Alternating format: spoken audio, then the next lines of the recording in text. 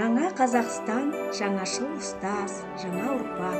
Бұл білім беру жүйесіндегі бәсекеге қабілетті маман даярлау, білім кеңсесіндегі мәдениет пен өнердің даму негізі. Жаңашыл ұстаз заман талабы деген ұранмен сіздерді, құрметті ұстаздар, Ыдырыс Ноғайбаев атындағы номер 18 орта мектебінің білікті маманы, біздің мектебіміздің коуч-тренері Мұқаева Эльмира Нұртілеу қызының тиімді әдіс тәсілдер сапалы сабақ кепілі атты сабағын тамашалауға шақырамын. Әр ұлттың балалары қол ұстасып тұрғаны бейнеленген. Бізге берілген сурет осы. Әр ұлттың баласы бейбіт күнде жарқын күннің астында қол ұстасып тұрғаны берілген бізге. Енді бұны біз өзіміздің өмірімізбен, яғни өзіміздің мектебімізбен байланыстыра келе, мен өзімнің сыныбымда алып отырмын. Бірінші Е сыныбында менде 11 ұлт өкілі бар. Оның ішінде корейц, сирийц, поляк, татар, қазақ, орыс, осындай 11 ұлт өкілі бар менде. Сол 11 ұлт өкілі, мысалы, бір мектептің ішінде, бір сыныптың ішінде бейбіт те бәрі бір-бірінің тілін түсініп, ешкім ешқандай жаңағыдай бөліп жару деген жоқ. Бәріміз осындай бір тудың астында, бір мектептің ішінде бейбіт өмір сүріп жатқан жайымыз бар. Түнгі дала жерде алыстан жалғыз үй ғана көрінеді. Қар жамылған айналады. Жел жоқ, желсіз, абайдың желсіз күнді жарғай деген өлең еске түсе ма? Еске түседі.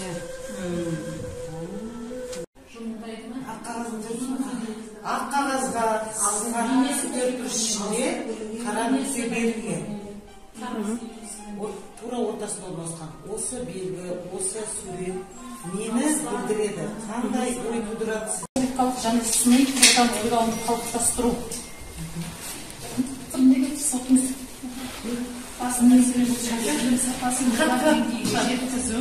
Білім сапасын жоғары деңгейге жеткізу. Білім беру, бәсекеге қабілетті маман дайындау. Сол маман білім берудегі бағдарламаларды жүйелеп алу, нақтылап алу. Енді соған байланысты біз заман талабына сай заманауи оқытудағы әдістерді қолдану ең бірінші. Осыған енді біздегі асыл неме керек дейді. Осы маманнан шығатын дүниетанымы, осы проблемаларды қолдана отырып, осы проблемаларды пайдалы нәтиже, осындай нәтижеге жетеміз. Бәсекеге қабілетті маман таңдау, сол маманнан дүниетанымы жан-жақты сыни ойлай алатын білімді, дарынды тұлғаларды тәрбиелеу. Сол нәтижеміз.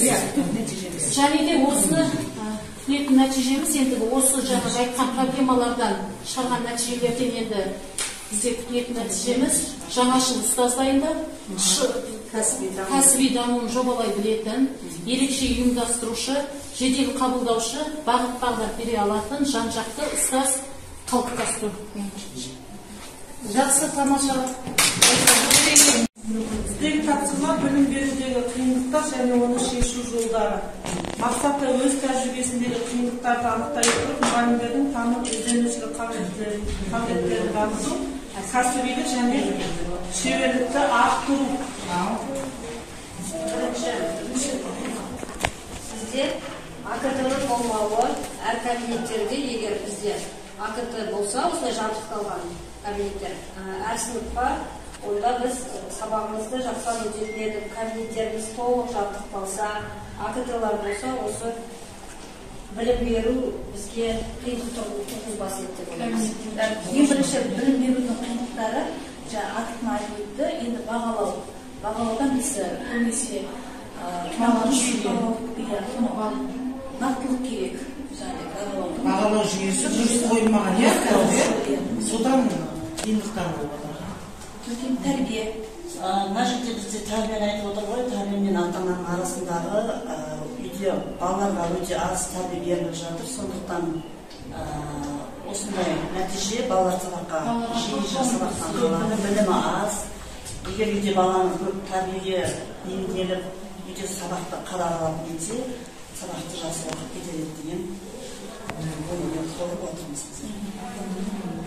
Енді баланың оқуға ынтасы жоқтығы ол қазіргі телефон, әр баланың қолында бір телефон деп айтсақ болады. Ол мысалы баланың кітап оқу, әдеби кітаптарды оқу, сабақтағы мысалы берілген 4-5 бір параграфтың өзін бала отырып оқи алмайды. Соны балаға кітапты көп оқуға шақырамыз. Оның шешу жолы сол деп ойлаймыз. Оның бәрін қорыта келе біз осы проблемаларды шешіп, білімді шете отырып, осы проблемалардың барлығын анықтай келіп, проблемалар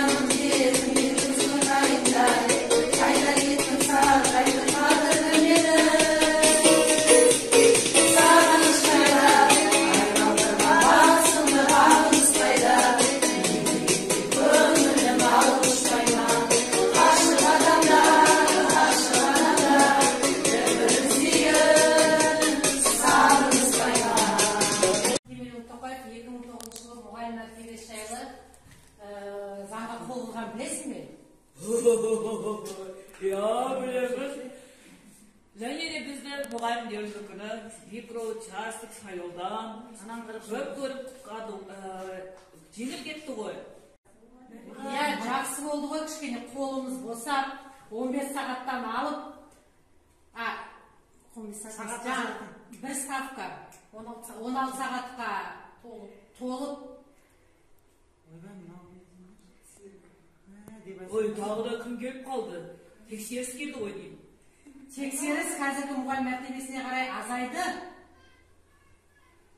тексеріске гүл беріп жібере салсақ болды. Не деген әдемі гүл дауысы. Қандай әдемі гүл. Рахмет гүлдеріңізге. Документтер қайда? Барлық документтеріңізді әкеліп көрсетіңіз. Документтер болғанда біздің мұғалім мәртебесіне қарай бізде қысқарған ол ұшақ құжат бар бізде. Электронды күнделік, КМЖ. Шымды пыстырып жүрдіңіздер ғой десеңіз, шама беріп қарап тұрмын. Сол документтеріңізді әкелмейсіз ба енді алдыма? Жатыршы. Айнал. Жоға жаққа зерделеу келе жатыр. Құрастырасыздар. Бұл өлең жолдары шашып кеткен. Сіздер біріктіресіздер.